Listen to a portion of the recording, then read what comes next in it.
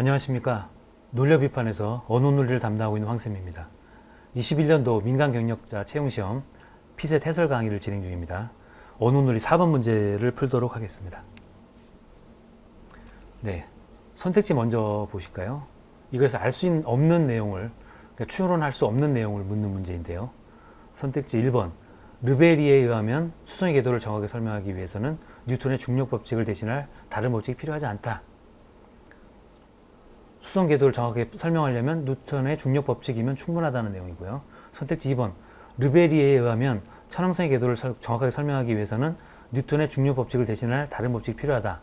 그래서 1번과 다르게 천왕성 궤도를 정확하게 설명하려면 뉴턴의 중력 법칙 외에 다른 법칙이 필요하다는 내용이죠. 그래서 뉴턴의 중력 법칙에 대한 것이 이 글을 읽는데 아주 중요한 포인트가 됨을 우리가 이미 확인을 할 수가 있습니다. 그리고 선택지 3번, 수성 궤도에 대한 르베리의 가설에 기반해서 연구한 천문학자가 있었다. 그리고 선택지 4번, 르베리에는 해왕성 위치를 수학적으로 계산해 추정했다. 그리고 선택지 5번, 르베리에는 불칸의 존재를 수학적으로 계산해 추정했다. 행성 위치를 수학적으로 계산해 추정했다. 라는 내용이 또 이 글을 읽는데 어떤 실마리가 됨을 알 수가 있습니다. 그러면 본문을 살펴보도록 하시겠습니다. 첫 번째 문단부터 보시죠. 1859년에 프랑스의 수학자인 르베리에는 태양과 수성 사이에 미지 행성이 존재한다는 가설을 세웠고 그 미지 행성의 이름을 불칸이라고 했습니다. 당시 천문학자들은 르베리에를 따라 불칸의 존재를 확신하고 그 첫 번째 관찰자가 되기 노력했다. 이렇게 확신한 이유는 르베리에가 불칸을 예측하는 데 사용했던 방식이 해왕성을 성공적으로 예측하는 데 사용했던 방식과 동일했기 때문입니다. 이 해왕성을 르베리에가 잘 예측했기 때문에 그 르베리에에 대한 신뢰, 그리고 그 불칸의 예측 방법에 대한 신뢰가 높았던 것이죠. 그 르베리에 본인 또한 죽을 때까지 불칸의 존재를 확신했다고 하는데 그가 그렇게 확신했던 이유는 역시 자신이 해왕성 예측을 성공적으로 했기 때문이겠죠.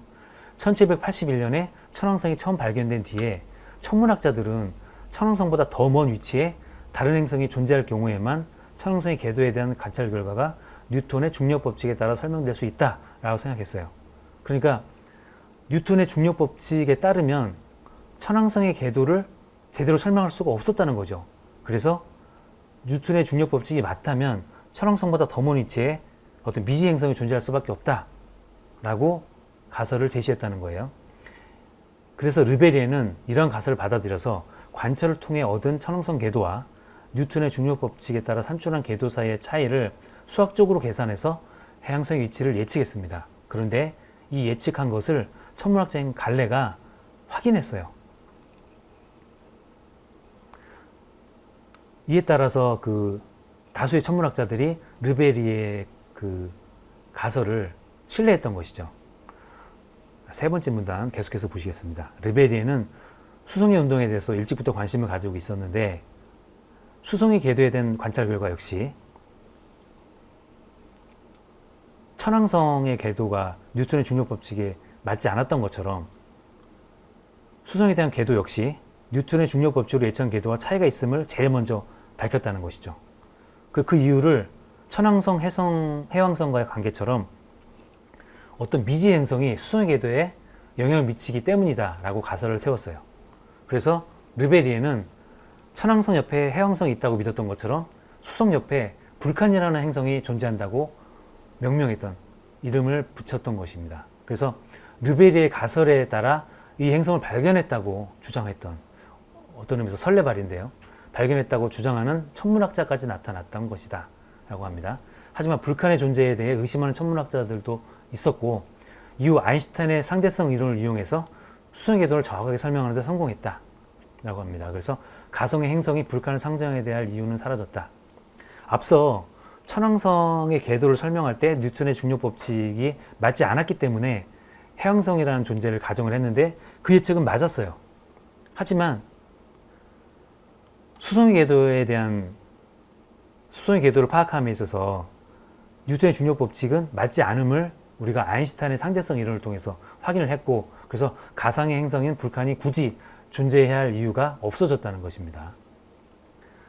그러면 지문을 살펴본 내용을 바탕으로 선택지를